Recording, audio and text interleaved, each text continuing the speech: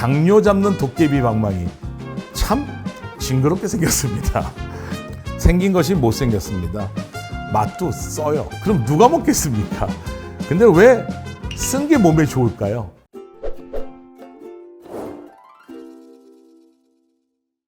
안녕하세요. 음식을 통해 건강해지는 시간 이경재입니다. 여러분 하루에 몇 끼를 드십니까? 질문을 좀 바꿔볼까요? 하루에 각설탕을 몇 개나 드시고 계십니까? 세계보건기구 WHO에 따르면 하루에 당류를 25g, 각설탕 기준으로 풀면 8개 미만 섭취를 권고합니다. 그런데 한국인은 음료로만도요, 평균 하루 14.4g의 당류를 섭취하고 있습니다. 실제로 한국인의 당 섭취량은 75g, 약 기본 섭취량의 3배 이르고 있습니다. 각설탕 17개 정도의 당을 추가로 섭취한다. 이렇게 풀어볼 수가 있겠습니다. 생각보다 많이 드시죠? 맞습니다. 과거와는 확실히 달라진 당 섭취로 인해 현대인들은 당뇨와의 전쟁을 시작했습니다. 당뇨는 현대인의 고질적인 질환이라고 부릅니다. 사실 아주 먼 과거부터 당뇨의 기록은 존재했습니다. 기원전 1550년의 이집트 파피루스에 질병의 형체를 정확히 알 수는 없으나 이 질병을 앓고 있는 사람은 극도의 갈증과 다뇨 증상을 보인다. 당뇨는 다이아비티스 멜리투스, 소변을 많이 보는 꿀같이 달콤한, 그래서 실제로 당뇨 환자가 소변을 보면 개미들이 모여든대요. 그 소변에 당분이 있어서. 조선시대에도 당뇨의 기록은 존재합니다. 근데 그 당시는 당뇨를 소갈병이라고 이야기했습니다. 특히 일반 서민들은 없어요. 왕이나 양반이 이 질병에 걸려서 부자병이라고 얘기한 게 바로 당뇨병입니다. 서민들은 왜 소갈병에 걸리지 않았을까요? 보릿고개가 있었던 시대예요. 그러니까 음식을 못 먹으니까 당뇨병이 걸리지 않는 이점이 있는 거죠. 이러한 측면을 볼 때 당뇨는 바로 먹는 것과 깊은 관련이 있다고 볼 수 있습니다.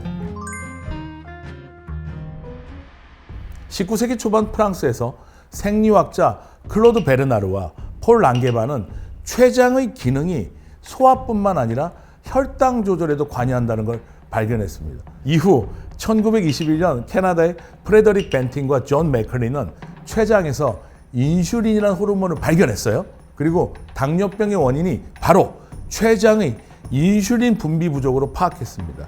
이러한 발견은 당뇨병 치료에 박차를 가하는 가히 혁명적인 발견이었습니다. 하지만 안타깝게도 인슐린이 발견됐음에도 당뇨와의 전쟁은 끝나지 않았습니다. 오히려 당뇨는 현대인에게 더 골칫거리로 치부되고 있습니다. 특히나 한국의 당뇨 위험은 심각합니다. 당뇨병 환자가 예상보다 30년 일찍 600만 명을 넘었고요. 당뇨 인구가 1,500만 명이 넘어요. 그야말로 2천만 명 이상이 당뇨 위험에 노출이 되어 있습니다. 게다가 당뇨병 환자 3명 중에 1명은요, 자신이 당뇨인 줄 모르고 있다는 거예요. 우리는 서양인에 비해 췌장 크기가 작아요. 그래서 인슐린 분비 기능이 상대적으로 취약합니다. 이 당에 대해서 대응하는 능력이 우리가 서양인보다 떨어진다. 이렇게 이해하셔도 되겠습니다. 당뇨는 이러한 가족력을 절대 무시 못한다는 거 꼭 기억해 주십시오. 오늘날에는 음식 중에 당질을 제한하는 것이 당뇨 예방에 도움이 될 수 있다고 생각합니다. 당뇨는 과도한 당질 섭취로 인해 인슐린 저항성이나 인슐린 분비 부족으로 발생할 수 있기 때문입니다.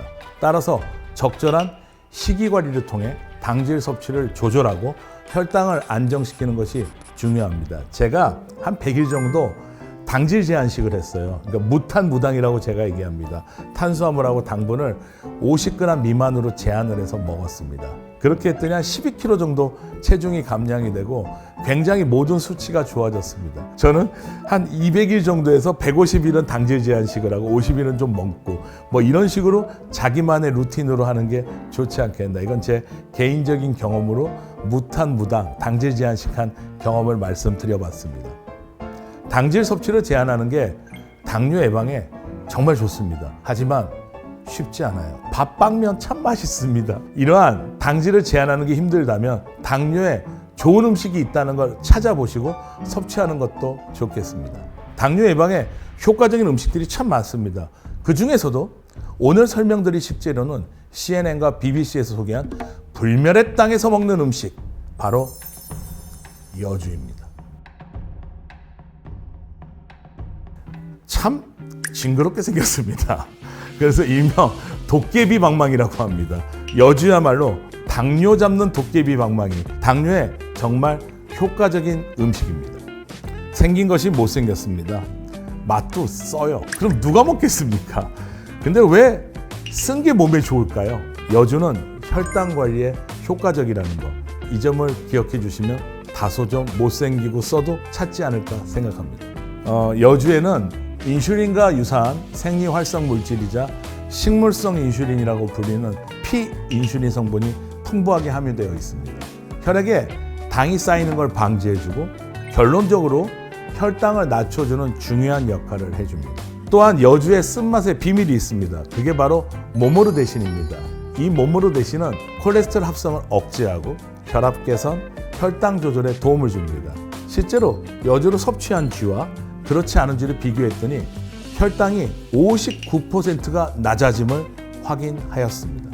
다이어트에 관심이 많으신 분들 또한 집중해 주시면 좋겠습니다.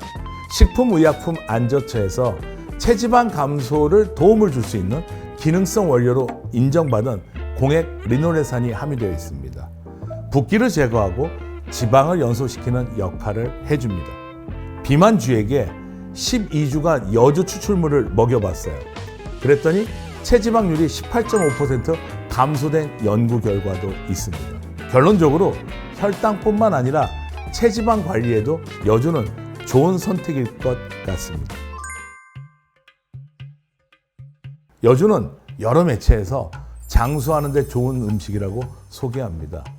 실제 일본 오키나와가 장수 마을이에요. 주요 식단으로 여주가 소개된 것을 제가 인상 깊게 본 적이 있습니다. 기원전 2000년 인도의 고대 의학 장수법인 아유르베다가 있습니다. 거기에도 여주가 언급되어 있습니다. 동의보감에도 여주에 대한 기록이 쓰여져 있습니다. 사실 장수 비결은 당뇨, 그야말로 혈당 관리와 연관성이 깊습니다. 여주에 함유된 피인슐린이 혈당을 안정적으로 유지하는 데 도움을 줍니다. 이를 통해 신체의 기능을 효율적으로 유지하고 건강한 노화 과정을 지원합니다. 그래서 장수에 도움을 줍니다. 결국 적절한 식습관, 생활 습관을 통해 혈당을 관리하는 것, 이것이야말로 장수와 건강에 도움이 되는 비법입니다. 추가적인 여주의 효능에 대해서는 전남대학교와 협업하여 연구 진행 중에 있습니다. 저희 집안에 당뇨 가족력이 있습니다. 먹지 않으면 혈당은 오르지 않습니다. 제가 9일 동안 단식을 한 적이 있어요. 9일 동안 소금만 마시는데 건강에 대한 모든 수치가 좋아집니다. 딱 하나, 행복하지가 않다는 거죠. 9일까지 단식할 필요는 없고요. 한 달에 한 3일 정도는 죽염으로 따뜻한 물에다 타서 0.9 염도의 소금물을 마셨습니다. 우리 몸에 체액이 노말 세레인이 0.9예요. 그래서 탈수가 되지 않고 건강을 유지하는 단식법이 됩니다. 그래서 그때 9일 단식한 이후로 간헐 단식도 못 하겠더라고요. 단식에 대한 분노가 생겼습니다.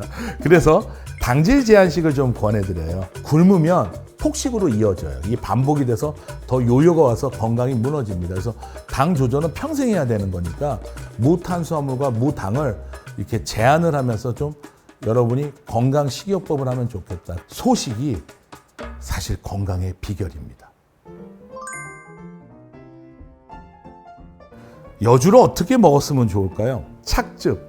여주를 즙을 내서 진액으로 드시는 게 좋겠다고 봅니다. 진액으로 섭취하셔야 여주에 또 여러 영양소를 최대한 보존할 수도 있고 또 흡수가 용이합니다. 그리고 여주는 언제 먹어야 될까요? 개인의 식습관, 몸 상태에 따라 하루 한두 번 편안하게 그냥 물처럼 드시는 거, 식전에 드시는 것도 좋겠다. 정답은 없어요. 식전, 식중간, 식후 다 되니까 다 해보시고 자기한테 맞춤되는 시간을 정하시면 되겠습니다. 흔히 채소나 과일을 먹으면 당뇨에 도움이 된다고 생각합니다. 아닙니다. 과일은 당이 많아요. 아침에 먹는 사과는 금사과인데 저녁에 먹는 건 독사과다. 그 이유 아세요? 바로 당분 때문에 그래요. 모든 당은 혈당을 올립니다. 과일은 운동 전에 드시면 제일 좋아요. 운동 전에 그 당을 섭취하고 운동으로 그 당을 에너지로 태우면 정말 건강에 도움이 됩니다. 그리고 밥, 빵, 면, 떡 정말 맛있습니다. 하지만 이걸 많이 먹게 되면 결국은 당이 오르는 데 역할을 한다는 거 기억하시고요. 섭취하시고 싶은 식품의 당 지수를 확인하면서 자기한테 맞는 하루 섭취 적정 비율을 맞추시면 좋겠습니다. 나이가 들면 뭐 끼니 챙겨 먹기가 귀찮습니다. 간단하게 선식이나 뭐 두유 먹죠. 그래서 필요한 영양소가 부족하다는 얘기죠. 그리고 필요한 영양소는 공급되지 않으면서 혈당만 오르게 되는 게 요즘 현대인들의 식사 패턴입니다. 우리나라 사람들은 기준을 정할 때 적정량의 탄수화물을 섭취하는 비율이 성인 4명 중에 1명입니다. 그럼 나머지 3명은요, 과잉 섭취한다는 얘기예요. 의도적으로 백색 탄수화물의 양을 좀 줄이는 게 좋겠습니다. 작은 변화, 작은 습관이 쌓여 생활을 바꿉니다. 그래서 좋은 습관을 만들면 더 나은 결과가 나옵니다. 혈당 조절을 위한 노력도 마찬가지입니다. 이 당뇨 잡는 도깨비 방망이 여주에 대한 이야기랍니다. 건강한 인생을 향한 길에 중요한 발판이 되셨으면 좋겠습니다.